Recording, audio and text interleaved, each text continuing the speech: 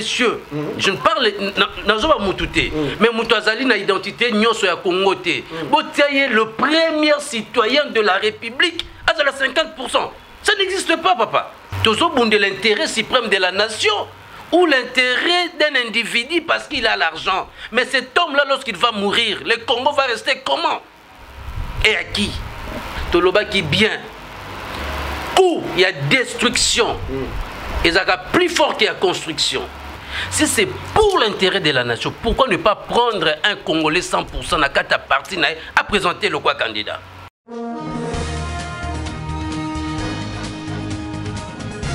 Si bino mbote belé bino nyonso ba ebon tipi kolanda biso boza ebele nebsaka bino ke tokotaka rapona opesa bino basango Kinshasa mbote na bino Congo bobimba mbote na bosante bandeko nga boze belé na États-Unis. Merci na ba encouragement na bino à partir ya mboka États-Unis ou bozo pesa biso na moni bandeko baza na France baza na Allemagne vraiment na kokotanga bino te na bisa bino ke tokoma famille ngala zaka ya bino bozala ka yangai bambote ebele. Fatisa 11 association Oyezo Mebama et pas na mwana mboka pe Mosali na Nzambe Zakari. Fatisa 11 nazongeli bino na kata masolo na bisa bino ke na bando landa pas sur pas na pesa bino ba information ya nyos. Toko solo la masolo ya association Fatisa 11 ndeko nanga Riki Bazu na Paris le logo za pourquoi ça 11 parce que ça question tuna kingai pourquoi ça 11. Deuxièmement to betel solo Noël Tchani, moi quoi candidat président malheureux, Alala Lamouki, Congolité. Vrai ou faux, Azana raison, Azana tort, Togozo idée et pas ya président ou Moko ya Zanakatia Fatisa 11, Mokambia Fatisa 11. Mon a trésor ya l'État, il semblerait que il y a d'autres personnes au Boyeba qui batangi bakombo nango. Merci Sango na pesio mbote Sango. J'ai suivi ton émission et on a pu sur mot par rapport à Makamo na Lobao. Liste Mobimba, il y a Batouba Chadari, Barbe Minako, $50,000 par mois. Au Bazé Obimisa, na compte trésor public, ba carte na Mabogo na Baon. Et Mboka, il y a Bisso Nyos, mais un individu Batumo Bobaliara na Baon Bisso Mboka. Non, betel solo là on a lié. Il est encore trop jeune, mais souvent je dis merci pour la sagesse à Zalanango. Et ça débit, il y a maïlo azanango, et banda peka aboye. Li nazo préparé, ngana bino to éviter, na pesa mbote.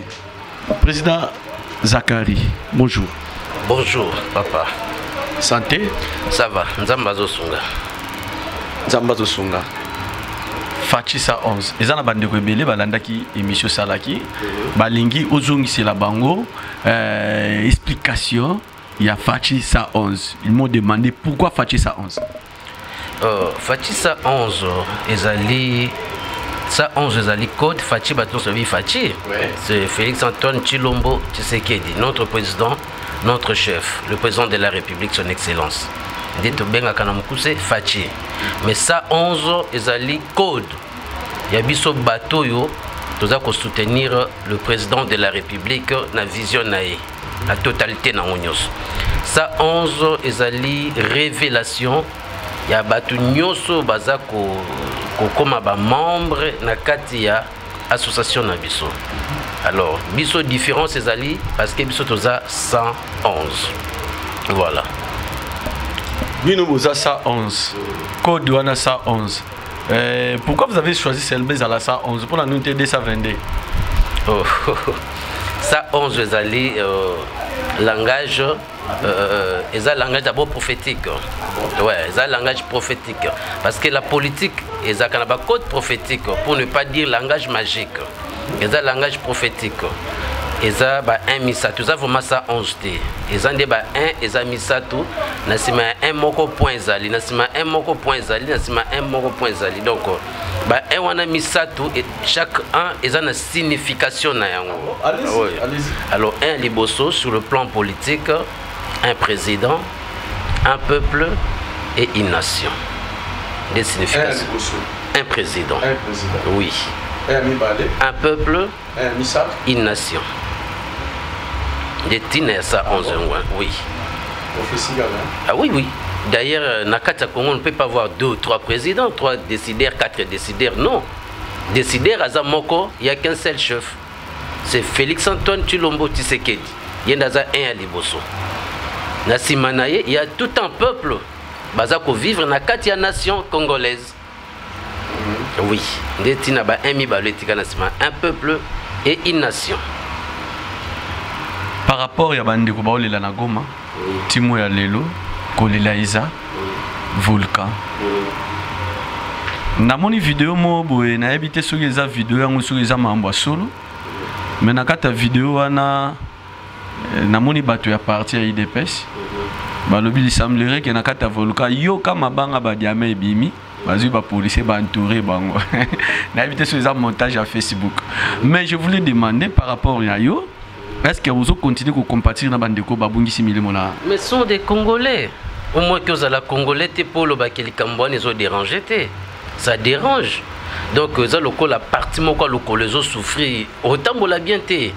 À tout là, qui est commun, au boiter quelque part. Parce que vous avez la douleur quelque part. Donc, tout le monde a tendance. Bazo kanise la Goma, on dirait mboka mususu li kambo samna pit non, ezui congolais. Donc congolais a touché. Congolais a touché. Donc et ça problème ya Congo. Ils a vraiment Congo. Donc biso nyoso tous a touché parce que mutu moko te na RD sa zangi famille na Goma. Mutu moko te. Mutu moko te zangi muninga na Goma. Biso nyoso ba Congolais tozaka toujours na présentation moko na représentation moko quelque part na ba province na biso nyoso. Donc ton province moko a touché, c'est toute la République qui a touché. Quand les Congolais pleurent jusque là, balobi que espoir au bazali ko zila. Ba tchake likia. Ba yebayi ke tango président zokota wao mbala moko. Yo zo soutenir président Fachi Lelo. Est-ce que vous assure na récite qu'aux alaté parce que vous soutenir rien.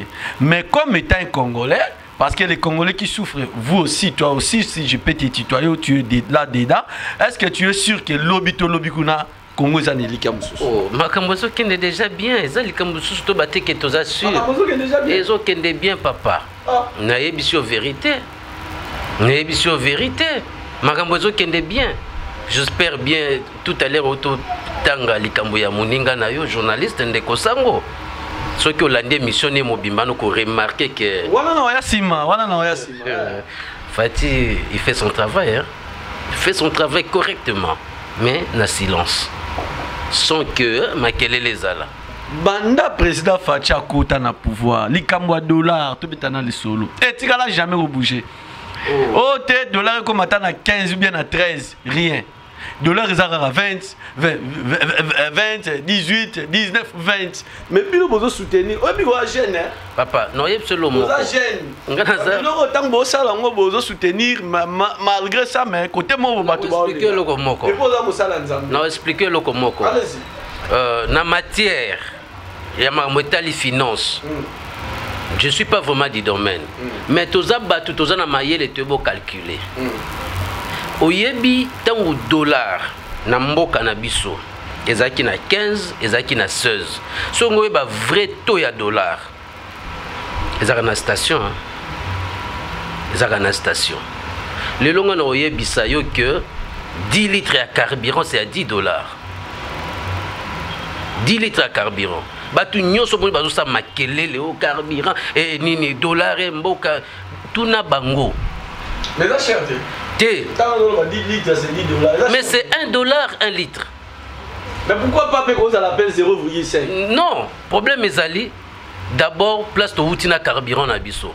Obi avant na ba 2015 2000 ezaki soko pesi on a besoin de 10 litres, il faut foutre $15. Nous sommes mamie tout kabaye bien. Tout n'a pas chauffeur na balabala, tout n'a pas dollar bazo beza komata. Mais pourquoi ba station zo kangate? Pour ça qui sont dollar et mato mon ba station comme okanga, batu bazongi sima, mais on remarqué malgré tout ya dollar. On remarqué que côté moko makamozo tambola, c'est-à-dire sur ba vrai taux de dollar faut aller à la station. to oyo tozo tekel o tozo sombela carburant lelo carburant na $1 ezalaki fallait zala depuis kala mais to tiko somba carburant na $1 tiens toi qui soko pesi $15 bazon solo soki 1000 francs de batilo 15 batilo 10 litres carburant qui dit qu'on va demander sur x3 non au moni problème mais ça dit sur la race qui combien de l'eau maman bazon de la nawetia ko pa mandé sur yo capri mais carburant ngana zoloba soki moni bato bazo matza bato musu eza mauvaise foi papa biloko musu na zo ya sombi yango cher au kitande ngana zoba biloko musu na kati ya mboka na biso eza mauvaise foi omoni tant toza na président na kati ya mboka un président de la République nous peuple congolais il faut te soutenir ye biloko musu ezali ba guerre politique où les politiciens veulent récupérer l'action pour faire échouer les chefs. Bazo zanga koyeba ke échec ya chef eza échec à Congo mobimba. Bango ba ozalate mais le chef doit tenir compte devant sa population. Et ce qui chef a échoué pendant 5 ans, c'est-à-dire Congo ezongi sima 5 ans et marché. Donc ils ont intérêt mon côté à bloquer un président de la République donc comme ça ko bundisa na kati ya mandat na non. Soko lingi manda tika muninga sala bongisa place ya kosukela yo ya kokobakisa.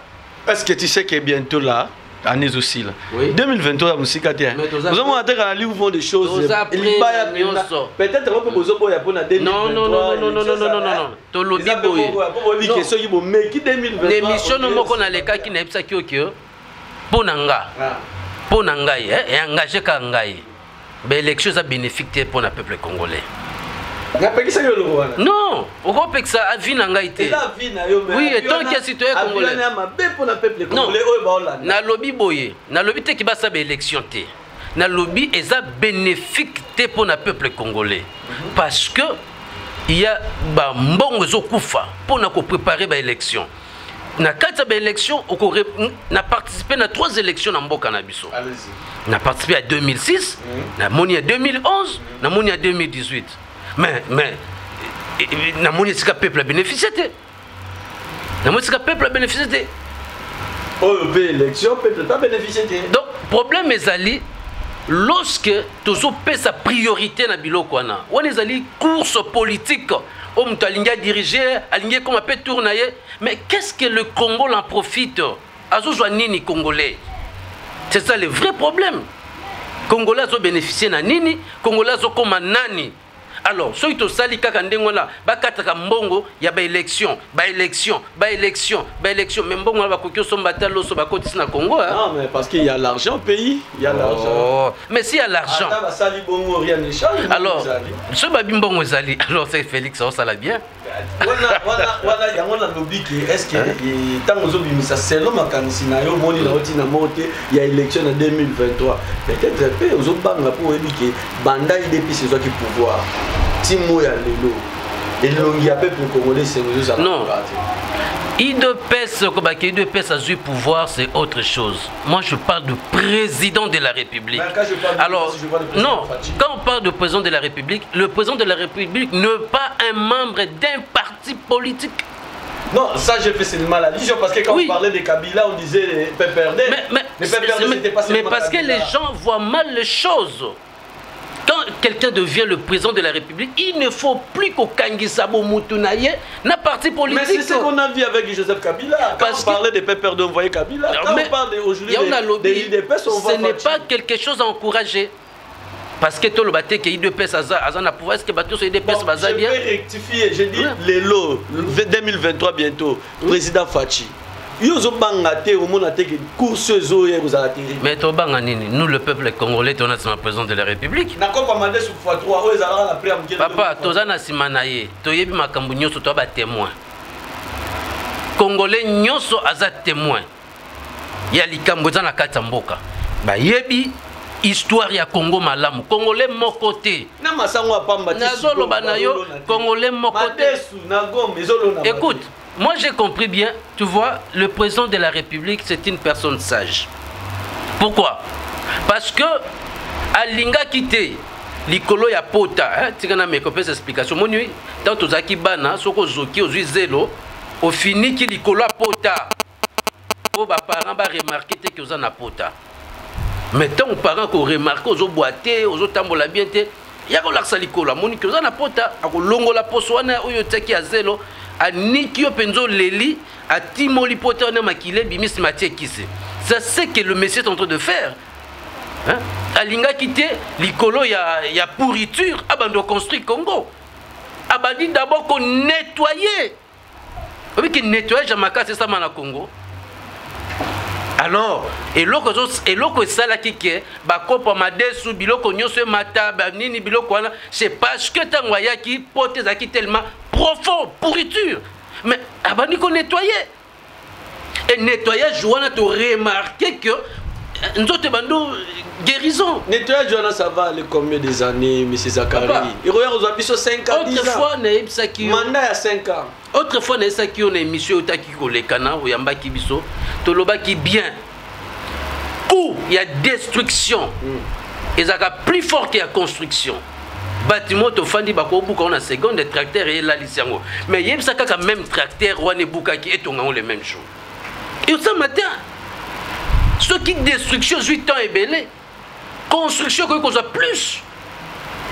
Parce que mon côté, le président de la République n'a pas un bâton magique à Zanangote na mabo pour bête à boipo abimisa et biloko nyonso il doit d'abord Monsieur Zakari guérir.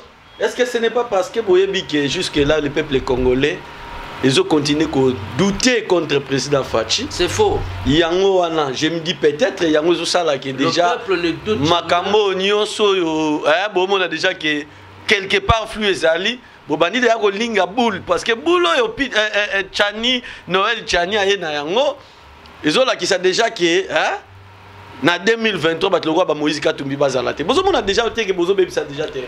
Est-ce que Moïse Katumbi aza anja seka kiti na mboko? Est-ce que c'est un nouveau Congolais? C'est un homme fort. Mais il était... Kabila senti, c'est là, il y a un Kata qui est en 2000. Non, je ne peux pas parler de Kabila, de Katoum, je ne peux pas parler de ça. Oui. Tant que le bic est... Il n'est pas un nouveau Congolais. Il fut déjà gouverneur dans ce pays. Ah oui, mais il a travaillé pendant gouvernance dans Goma. Alors, tant qu'il y a un Bungi.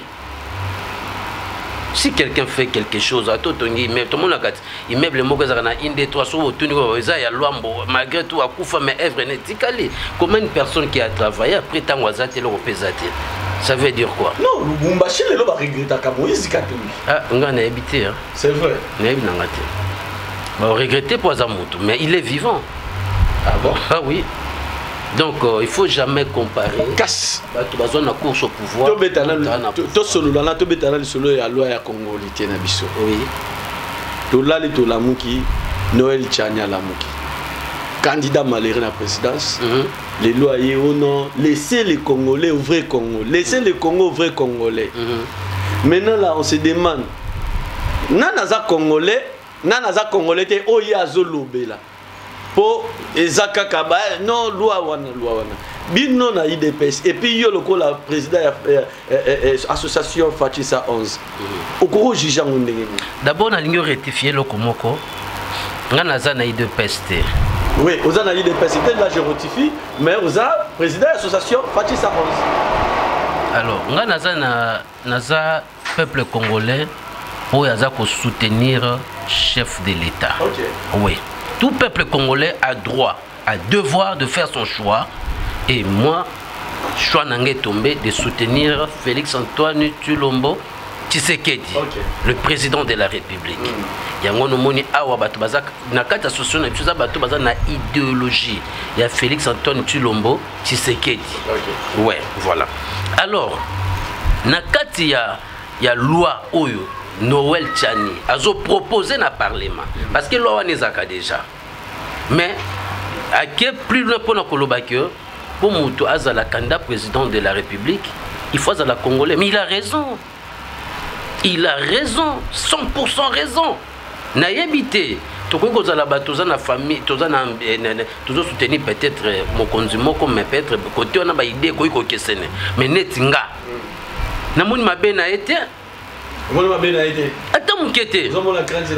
Papa, mais aux Congolais, pourquoi il y a des salopes?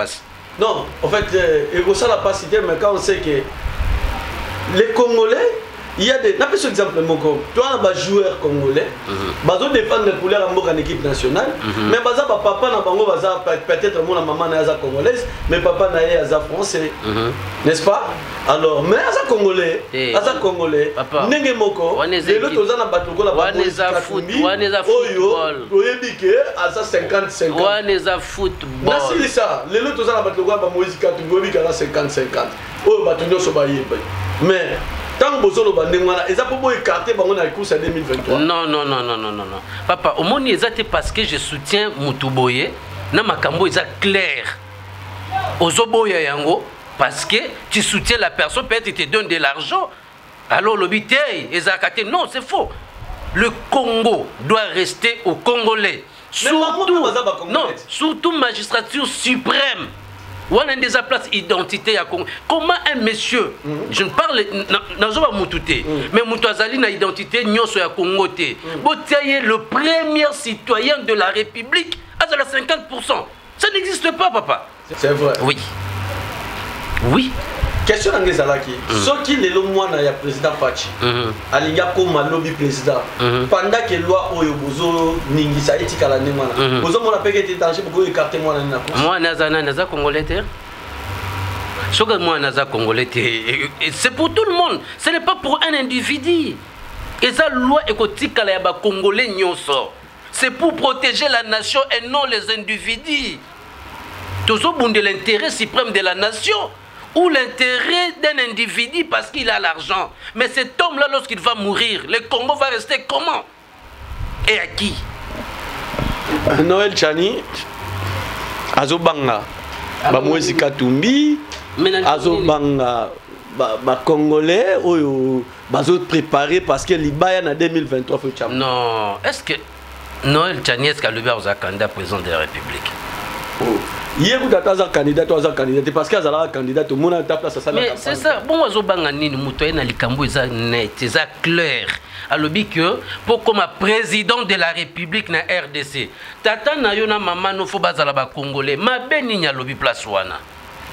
Bon, papa na yona maman no bazala ba congolais. Est-ce que pour na kombongisa Congo, pour Mouta Bongisa Congo comme un président Bongisa Congo, il faut avoir un makila papa na maman congolais. Parce que tout le monde ba congolais, ba papa maman congolais. Afin de pena quitte à ministre, ma bomi peuple congolais. Azana ni ma peuple congolais ont souffert. Mais azawa. Non, il faut le komoko. To fandi na ba quartier, na ba cité, bisike belé. Je n'ai jamais vu un papa a une provision à que tu en as quoi voisin.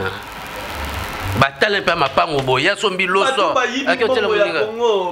Mais c'est Zakari. Mais ce sont les individus.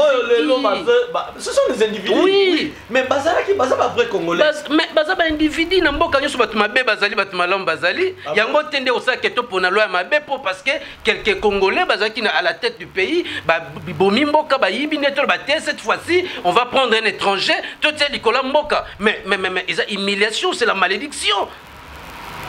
C'est une malédiction. Tala, moi na yo ayibelo kona katanda kuna yo, eza ya bino. Muto kangeli banda, azate boko pinir ye na ndaku. Mais mon paya soka yibia ngwa bimino na mboka kenango. Bozo wapi? Oui, Obama. Nebi Obama. Est-ce que 100% américain? D'abord qui est un américain? C'est ça le vrai problème. 100% américain. Qui est un américain? Parce que Amérique ils ont ensemble avec exiliés. Colo Amérique Azalakate. Colo Amérique Azalakate. Mais Colo Amérique Azalakate. Au coup Tanakate Amérique ba français bazala. Apparemment indien bazalaka. Ba te belé baza. Je me demande, ça c'est moi je me demande est-ce que ce n'est pas un enjeu politique au Boubani de Akosala. Noël Chani n'a évité, est-ce que les gars qui n'ont pas d'épaisse n'a évité, là je me demande est-ce que ça chez mon côté bon corner yoza mutunabiso et puis Jean Oming sont allés battre soutenir Oming bande kwa Kasai bande ba soutenir rango c'est ça le problème est-ce que exacte que oh danger nango zanini beaucoup côté ça raciste na mboka o danger nango yango wana parce que il y a n'a pas cet exemple mutoko la musique atumbi je reviens toujours à lui parce que na yende ba osala la très macasse lelo aza congolais aza na bana na ye baza ba congolais aza na famille na ye baza ba congolais lelo bokoti bokati na course est-ce que ozomona te que soki loi wana kozala ndenge wana bana na ye bato bana sima na ye ba parti politique na ye ozomona te que ça un mot ba kokotsa na yoka papa non ba blom balé permettre ngalo ba pesa entendre lo bon allez-y. D'abord nous avons appris les camps américains, il y a des américains qui ont Barack Obama. Vous savez que l'Amérique les États-Unis d'Amérique, les États-Unis. Mais le Congo, ils ont des États-Unis, ils ont un pays comme Moko. D'abord, ceux qui ont des États-Unis, ils ont belé dans Mboka wana. Alors, il faut qu'on ne soit jamais qu'à l'Amérique, qu'on soit en RDC. Voilà la première des choses. La deuxième des choses, ceux qui m'ont se sentir lésés dans la loi Oyo, parce qu'il voulait être candidat président de la République. Si c'est pour l'intérêt de la nation, pourquoi ne pas prendre un Congolais 100% dans la partie à présenter le quoi candidat? Il faut ça. Allez-y. Il faut ça. Soka lobby bazo bimisé na course. Un tel on va bimisa na course ba ntenza candidat, ba banga biso to gagner partenaire biso ko lekana. Bon, c'est simple, ba longolio. Ceux qui boza vraiment fort, prenez quelqu'un d'autre. Présentez un candidat. Bon, biso to plus fort. Le quoi bobo ezalangay na joué un tel na tel bino y 100% à gagner l'élection. Si ceux qui baza réellement fort. Hein? Si réellement baza fort. Et ça c'est parce que Moutafanda lobby non, ils ont complot, bazo longola intel na course bon intel kakanda le seul unique na kata parti c'est qu'ils ont parti on est comme une famille. Même famille bato Mutambongo azaka mon côté. Nazo ngate na peso réponse à na peso tout par rapport à Marambo Zoloba. Non. On peut ça yo exemple ya côté to mona qui peut. Non, côté bo mona qui ce n'est pas un problème. Ba tu pas mailler les bazala kuna. Mais na lobby hein. Côté bo mona qui batama les baki kuna. Kuna qui peut kuna bazala. Ya on a lobby té. Lelo. Soki il y a un Congolais na bato baza pour se défendre balingi loi wana té parce que peut-être mutna bango à se retrouver na kati ya loi wana. Mais trouver un Congolais parmi vous. Donc, en bref, il y a sur, pour proposition, il y a Noël Tchani. Je suis dérangé parce que dans Congo, donc je suis trop à l'aise derrière loi Ndengewana. Tu es fier parce que celui qui a la tête du pays, c'est un Congolais 100%. Vous avez 100% Congolais. Il doit être 100%. Est-ce que vous avez le temps de va en prison? Congolais 100%. Mais pendant que les peuples congolais souffrent. Mais c'est bien. Mais non, c'est bien. Est-ce que quand ils sont dans la prison, arranger la situation, le paiement 6 mois, 10 mois, tout comme ça. Dans le lobby, il y a continuité de pouvoir. Il y a Yibi, Bakokangaye. Il y a Kaka. Papa, ils ont affaire congolais. Moi, les congolais, c'est comme les congolais comme un mouton. Congolais comme un mouton. Congolais comme un mouton, c'est les affaires. Oui, pourquoi Mundela Zokokata Mbokote? Pour ceux qui ont baninga, c'est-à-dire qu'on nyoko la baninga pendant que les congolais. Au moni bisoba congolais, tu quoi adopter jamais de voir à la tête du pays un étranger reconnu. Peut-être infiltré Congo, mais clair et net. Non. Tu dois accepter un côté. Tu dois accepter et le Kowana. Tu dois accepter. Il faut un Congolais. Tu ponite ezala songolo pakalate. Batali profil à mutu. Tata naye. Barrière grand-père ne baronyo soba Congolais. Maman na ndemo. Ok, c'est bon. Bou. Tu tiens la présidence, papa. 18 ans. Maman ni 18 ans Kabila na pouvoir, 18 ans Kabila père congolais, maman congolais, tata congolais. Congolais. 18 ans. Bandeko la biso ba kotina na mabele, ki mambang kanga 18 ans Kabila congolais. Question na faut tout na bato ba défendre Joseph Kabila. Non, parce que tu défends le peuple congolais. Ils défendent les Congolais. Le problème est allé. Bon, parce que on nous a aussi le dit problème que est allé. Congolais. Le problème est ceci. Comme je ne peux pas citer les noms d'un candidat, d'une personne. Donc, ceux qui les Cambouani, Kabila, ceux qui n'ont alors, pro Kabila, défendre Kabila, expliquer, parce que pour expliquer ce que Kabila fait, tu dois être là-dedans. Donc, c'est ça le problème. Moi, je parle que de la loi. Oyo, Bazo Senga, et ça l'appliquer dans l'élection prochaine. Donc c'est important pour le peuple congolais. C'est vraiment important. Nazo Soukisa, Nazo Kitana Chité, Nazo la question. IGF n'a habité sur le Moussalango Salama, Ndenge Oyo. Il semblerait qu'il y a toute une liste. Il y a des Congolais, des Beminako, Banani, Bazorana Bangombo, 50 000. Bazana on a des cartes, na trésor il y a l'État, 50 000 chaque fin du mois. Bazouza da Bangombo pendant que le peuple congolais souffre. Ba Congolais ça pour ça. Bango pe bachaka pe mabaya ya kozala ba président ya mbokao. Heureusement que Nzambe na mawana écarta bango parce que je me dis ce qui information n'est pas vrai. Kozala na bato ndengwana na tete ya mboka lokola ba président. Tala bazali ba ministre, bazala ki ba président ensemble. Tala biloko basali. Siko bazala ba Congolais. Bon, so ba Congolais. Na otolo ba kenanda kunyoso bana malamba bazali bana mabe bazali. Alors si Eza Bongo, mais ce n'est pas à nous de parler, hein, c'est la justice de faire son travail. Tant justice c'est la justice maintenant de faire son travail. Parce que ceux qui m'ont comme un niveau, c'est trop dangereux. C'est trop dangereux. On a tout dénoncer un mouvement. Tout ça. Mais chaque fin de mois, si c'est banque glissé les 50 000. Na lobby ce que Zandenge wana to ko lembate ko dénoncer parce que na moni kutu vidéo moko na net na évité ce que Zavé Chadar qui obémina qui se dit que non il y a déjà désactivé. Bon, il y a un lobby hein, ce qui action wana est vrai. La justice doit faire le travail. Parce que les alliés dernier public.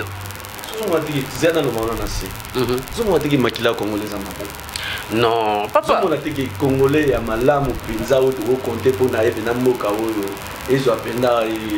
des Congolais malam. Natangelo bango. Netio. Netio. Yo Congolais malam. Parce que aux obundé la Congo. Oui, ba Congolais malam bazali. Plus à peu près 5 millions de Congolais. Yo gati ba nyoso bazaba ange. Ba suba ba démon. Ba suba ba démon mais congolais. Voilà, Fatissa 11, nous sommes presque à la fin. Oui. Bila, naebi ke bando bandai musala na yoso kende bien, mais ba projet ni nous anango et ba activité ni to ko zela na mikolo zoya. Ba activité eza ebele, kala mingi te tozo sala tourner na ba province, on a ko installer ba base na biso na ba province parce que ba senga ki présence na biso. Alors photo que ne pona ko investir ba toto te kuna. Donc tout ça va tourner à la mingité. Tout aussi ça moi bah misala mike na Kinshasa après tout ça la plus d'ailleurs avion quitté. Bah tout basé la province basé la Fatissa 11. Avion surtout avion quitté OK ouais. Avion quitté ma bé. C'est vrai. Président quitté si moi ni magamna linga kai. Ya on a linga kai. 100% Fatissa 11. Fachi. Oui, avion quitté. Donc, Blom, c'est Zaki n'a pas impossible. 300, 200. Lipa 200 avion. Lipa 300, Lipa 200. Non, nous c'est important. Nous c'est important. Oui, que ceux qui avion. Avion, c'est 500 par exemple. 500 province, 500 dollars. Et qui dit 300, ou bien qui dit oui, 300, 450. Déjà, dans 500 50, tu vas diviser par 2. Non, faut que bien, division par 2. Ceux qui 500 de combien 250. Parce que moi, on a dit pas pour toi 200 fois en anglais, tu peux 250. Non, même Algo qui nous c'est ça le vrai problème. Alors, il fallait commencer par en bas. Il y a un monique. Nous, c'est important. Oui, que ma est-ce que Oyebi bat ba voter? Oyebi bat ba voter. Kinshasa na yebi bato ba mataka vioté mais maman ya non tout c'est important maman ya ndunda mutakenda mbang maman ya makala mutakenda mbang koko na teka bakoni na kisensu ye mutakenda mbang ko voter bato ba mataka na avion mingi bakenda ko voter non yebi so nyoso c'est important ko bango ba oliati obi pomme de terre yuta Goma ouais pomme de terre obi prix na Kinshasa. Ah, parce qu'il y a vieux qui cher. Ah? Pour vieux qui cher. Ceux qui vieux qui tirent, on peut quitter. Ma dette, c'est où tu as ceux qui a vieux cher, biloko atango ezokoma mbamo ikompesher mais bukanga lonjo zalaka wapi bukanga lonjo yo leblo bukanga lonjo mais bukanga lonjo zalaka te nga na yoka bukanga lonjo Dieu m'est témoin na botem na Kinshasa na kol na Kinshasa wana tiko leblo bukanga lonjo te kasi ko tabana ya ba congolais nani non to boyité to lobby congolais 100% na lobby na mais étranger ni na yo c'est la na lobby étranger ni na kondimati kambo. Mesdames et messieurs, nous sommes presque à la fin. Nous sommes à la fin. Je crois bien que Bino Boulandi, ngana loba mitune zalaka yanga réponse zalaka ya invité.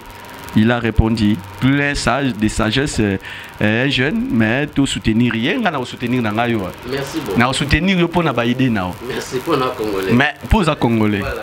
Mais so na monika ka banyo kende na banenge to monaka ba groupe mususu wana ngapeka mtaliboso na ochelo libaya. Problème ezati. Te yokani? Te yokama makase. Mesdames et messieurs, c'est ici que nous mettons un point final na numéro oyalelo tokutani mbalasima bana poto na pesi bino mbote kimi ape bobote bondeko etika lo sima makati ya mbota bino sima kamera zalaki ndeko na biso Pichu mtazalaki kuna merci na ndenge ya mbibiso malgré emploi du temps na yo tokutani mbalasima merci.